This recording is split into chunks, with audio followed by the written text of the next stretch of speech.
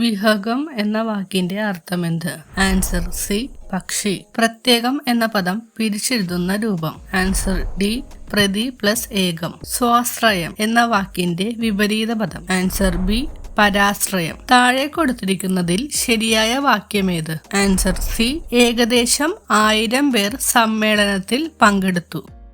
കാട് എന്ന വാക്കിന്റെ പര്യായമല്ലാത്ത പദമേത്? Answer C, അജലം.